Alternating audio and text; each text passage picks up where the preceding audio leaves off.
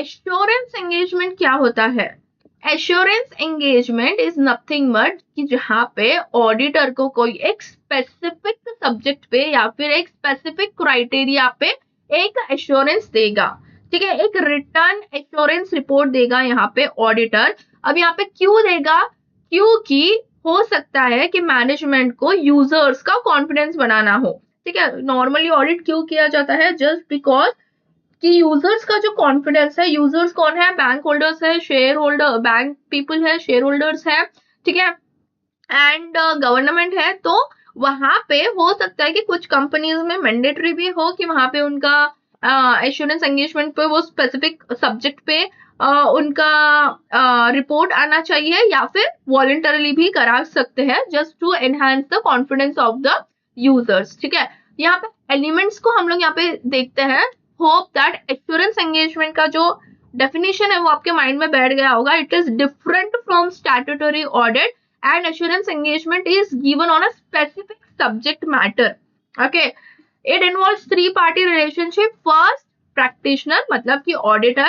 Second, responsible party यानी कि management जो कि subject matter को prepare कर रहा है। फिर intended users, जैसे कि मैंने बोला ना, assurance engagement को बना मतलब करते ही इसलिए है क्योंकि users का confidence बढ़ा पाए, ताकि users should rely on the report, example shareholders, ठीक है।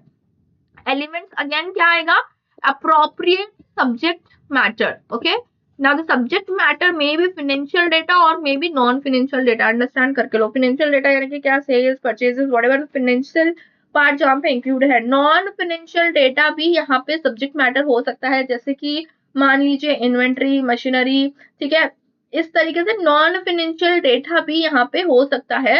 अप्रोप्रिएट सब्जेक्ट मैटर पे एक एश्योरेंस, एक लिमिटेड एश्योरेंस ऑडिटर देता है मैनेजमेंट को, ताकि यूजर्स का जो कॉन्फिडेंस है वो इंक्रीज हो पाए, ठीक है। फिर सुटेबल क्राइटेरिया, क्या बेसिस पे auditor will be giving assurance engagement, ठीक है। क्या एश्योरेंस, क्या बेसिस पे देकर देगा? Benchmark use for evaluation. कुछ बेंचमार्क है जिसको ऑडिटर को फॉलो करना पड़ता है, जैसे कि ऑडिटिंग स्टैंडर्ड्स हो गया, कुछ लॉज हो गए, कुछ रूल्स हो गए। तो in laws, rules and accounting standards के बेसिस पर ऑडिटर फाइंड आउट करेगा कि वहां पे वो एश्योरेंस दे सकता है या नहीं दे सकता है, ठीक है। फिर सेम चीज है, अब कोई भी चीज का एश्योरेंस अगर देना है तो वहां पे सफिशिएंट अप्रोप्रिएट ऑडिट एविडेंस तो होना चाहिए, राइट। तो auditor collects evidence that is sufficient यानी कि enough in quantity and appropriate which is reliable in quality. Then at the last what is that? Return assurance report तो देगा ही auditor यहाँ पे। So that is final return report that contains the conclusion and gives assurance. I hope that this topic is clear to you guys. Okay, तो यहाँ पे assurance engagement जो है वो नॉर्मल ऑडिट एंगेजमेंट से डिफरेंट है।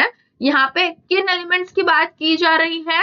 5 एलिमेंट्स की बात की जा रही है। First is free party relationship, then the second one is appropriate subject matter, financial और नॉन फाइनेंशियल डेटा।